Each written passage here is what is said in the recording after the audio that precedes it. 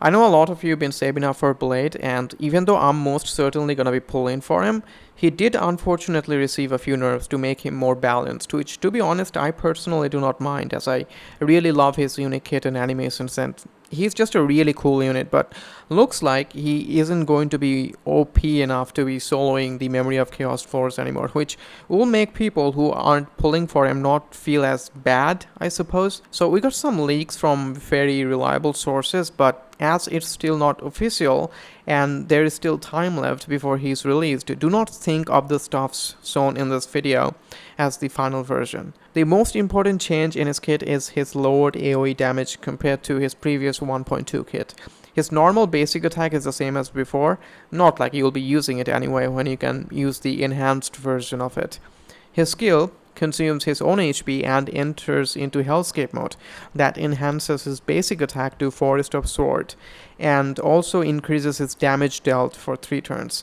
The single target damage is the same as before, which is the sum of 40% of his attack and 100% of his maximum HP. But the damage dealt to adjacent enemies, meaning the AoE damage, did get nerfed. Now it deals wind damage equal to the sum of 16% of his attack and 40% of his maximum HP instead of 20% of his attack plus 50% of his maximum HP to the adjacent enemies.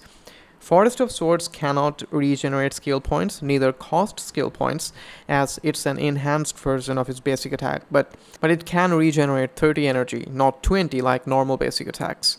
His ultimate sets his current HP to 50% of his maximum HP and deals wind damage equal to the sum of 40% of his attack, 100% of his maximum HP, and 100% of his total HP lost in the current battle. Pretty much the same as before, but they did nerf the AoE damage on his ultimate as well, as now it's the sum of 16% of his attack, 40% of his maximum HP, and 40% of his total HP lost instead of the sum of 20, 50, 50. So every time you cast his ultimate, his total HP lost will be reset, and also the HP lost value, it cannot go higher than 90% of his maximum HP. His talent is a very interesting ability, so anytime Blade's HP is lowered, either by using his own abilities or by getting hit by the enemy, he gains 1 stack of charge for 3 turns, which can stack up to 5 times, and when it reaches 5, you will do a follow-up attack dealing wind damage equal to 22% of his attack plus 55% of his maximum HP. The follow-up attack also heals him for 25% of his maximum HP.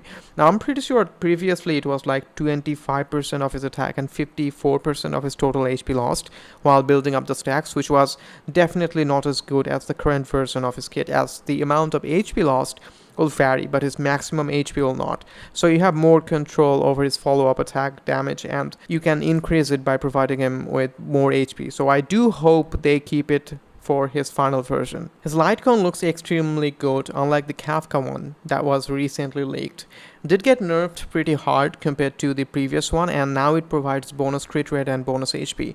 Also provides bonus damage anytime the wearer gets hit or loses their HP, which wears off after the wearer's next attack. As all his abilities cost HP, this will give him a nice damage boost, but still, most of the destruction path light cones in the game are extremely good, especially the Clara and Arlan signature LCs. Now onto his Eidolons. They did swap his previous Eidolon 1 with his Eidolon 4, so now instead of increasing his maximum HP by 20% whenever his health falls below 50% of his max HP, which can stack up to 2 times, now it only increases his ultimate damage. So now if you want to increase his overall damage, you need to pull him 5 times, so it should be pretty easy to do in 30 or so pulls. His E2 increases his crit rate by 15% while in Hellscape mode, which enhances his basic attack. Now this one is really good, especially if you pair it with the bonus crit rate from his signature LC, as you'll then be able to go for that huge crit damage boost from the chest armor. His Eidolon 4 is now the previous Eidolon 1, and Eidolon 6 lowers the follow-up attack stack requirement to 4, and also increases the damage dealt by it by 50% of his maximum HP. So that's what his current kit looks like, which is still pretty good, but there have been a few posts and videos talking about how his damage isn't all that impressive, and some 4-star characters can actually deal more damage than him. Now, I'm not questioning the legitimacy of their calculation, but I think the most important thing people are ignoring is that those other characters that they are talking about, they don't have a damage scaling with their maximum HP. which means you can turn Blade into an insanely tanky unit and not give him a really high attack boost, and he's still gonna do some really good amount of damage.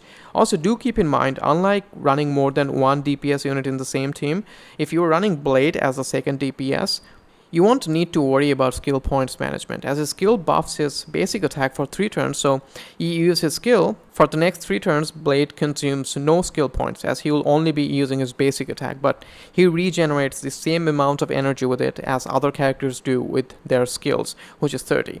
Now, I think it's pretty obvious that in the closed beta test, Blade was super broken, like no joke, especially as a Destruction Path character, as they are supposed to be a DPS tank hybrid, and in no way should be dealing damage close to a hunt path character.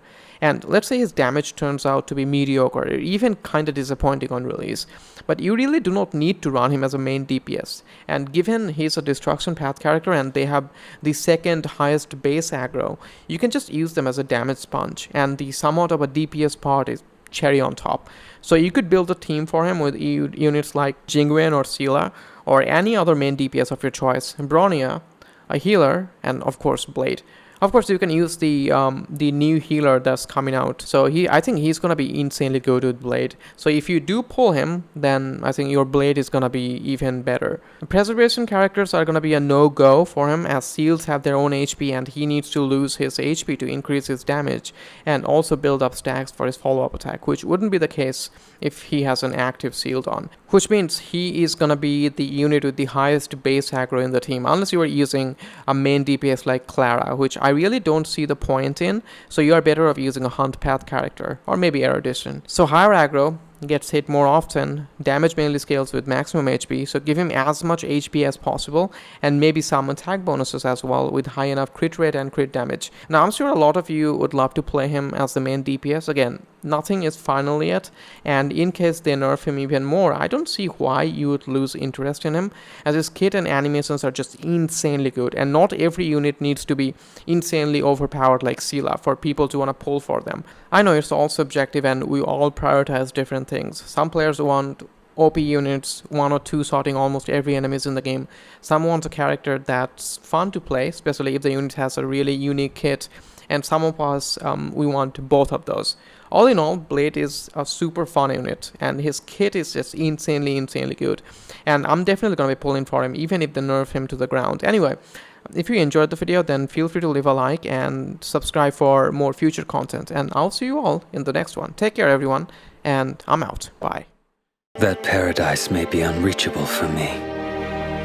Savor it in my place.